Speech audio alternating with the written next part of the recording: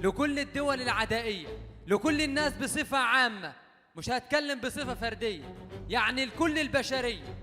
لا ولن تسقط جمهورية مصر العربية مهما كانت قوة العدو العددية أو أسلحتهم النووية، عشان ما فيش غير جمهورية مصر العربية اللي عندهم قوة غير عادية، أولها الإيمان برب الناس وثانيها الفداء والتضحية.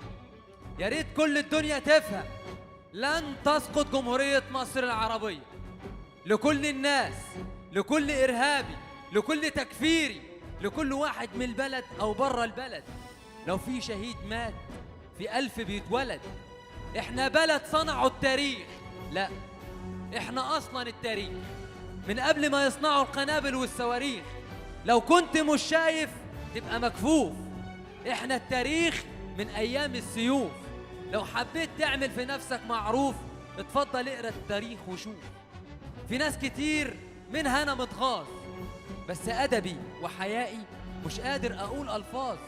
أنت ليه مش عايز تفهم يا سئيل؟ إحنا اللي عبرنا خط بارليف وهزمنا إسرائيل. قالها عبد الناصر زمان، لا قصد الزعيم الراحل عبد الناصر قبل ما يموت. هنحارب حتى بالنبوت، إحنا مش هممنا الموت، ومهما كان في طريقنا أي شيء محطوط هنعدي وهنفوت. ده مش كلامي ولا كلام بشر، ده كلام رب الملكوت. لكل المتربصين، اوعوا تنسوا احنا مين. احنا مش اي دولة، احنا مش اي شعب، احنا المصريين. اوعى حد فيكم ينسى احنا مين. بتحاربونا بالمعلومات، اشمعنى احنا بالذات؟ عايز اقول لكل الناس انسوا اللي فات. لكل الابهات، لكل الامهات، احنا بلد عندنا اصل وتاريخ وتقاليد وعادات، ومن عوايدنا وقت الشدة رجالة.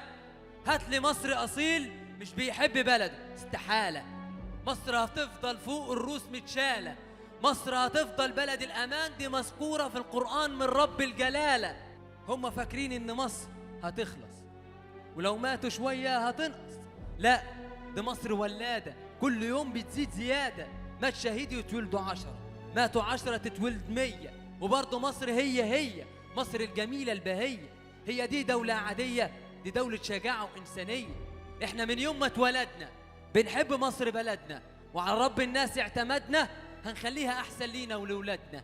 مهما كان التمن غالي هتفضلي يا بلدي في العلالي.